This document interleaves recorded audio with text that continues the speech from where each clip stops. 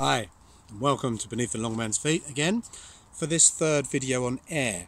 Hopefully you would have seen the last one of me jumping out of an aeroplane, and you'll see that I am in fact now back on firm ground again, back on the ground, safe and sound as they say. But I jumped out of an aeroplane. I'm going to say that again because it sounds good. I jumped out of an aeroplane. And what a way to experience air in all its forms. Now, I'm not saying you need to jump out of an aeroplane to experience air, but I think you need to jump out of an aeroplane. It was just the most awesome thing. Air does seem like a very benign element, okay? We breathe air around us in the calm days, whatever we're doing, sitting at our desks at work, walking the dog, just having a gentle stroll, sitting at home with a cup of coffee, we're breathing air around us. It keeps us alive, the oxygen, that benign element that's always around us. But it's not just a benign element. Like all the elements, it's a destructive force as well as a creative force. Think of the power of a typhoon or a hurricane or a raging storm. It can do serious damage, but it's got that creative element too. Think of the way dunes are shaped, sand dunes and deserts, by the power of the wind, shingle on the beach to a certain extent. Or trees in the forest or the woods at this time of year in autumn. The leaves are dying down slowly, the tree is trying to get itself sleeping for the winter months. You get a wind coming through that forest and it can shake those trees, shake those leaves, and all the dead wood and all the dead leaves flutter to the ground, helping the tree clear away all that clutter and preparing itself for the months ahead. Power of the wind, awesome.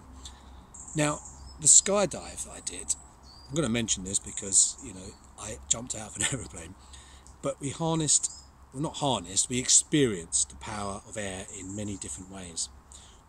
When we came out of the aeroplane, we were doing 200 miles an hour, slowed down to about 125 doing this free fall. The air around me was not holding me or supporting me. It was actively letting me fall through it, and it would have happily killed me. I was falling through the air. It did not try and save me in any shape or form. It was not holding me. And yet, I was able to breathe that same air that was trying to kill me.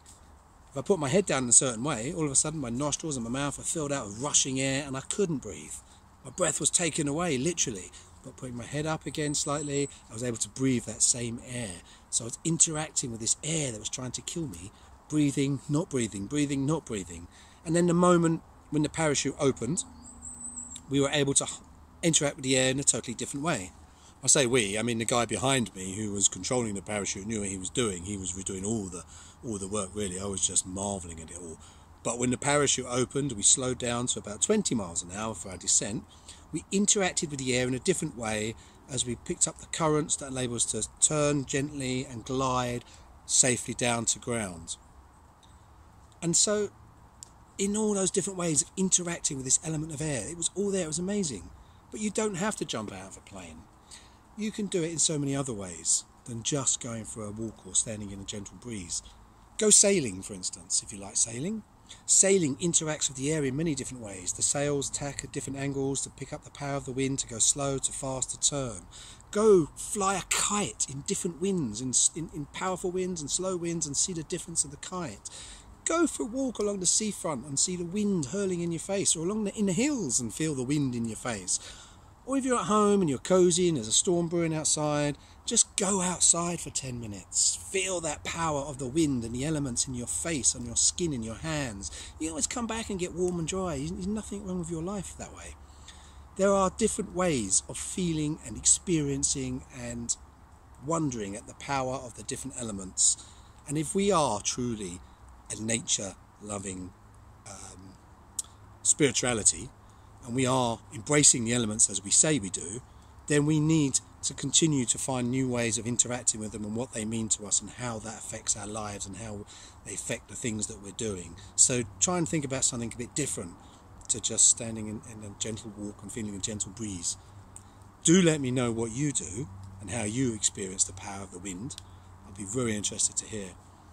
My next video on the elements is going to be on the element of fire, so I hope you'll tune in to watch that one as well. But for now, I just want to finish by saying You don't have to do a parachute jump to experience air, but you need to do a parachute jump and a skydive. It is something you will never forget.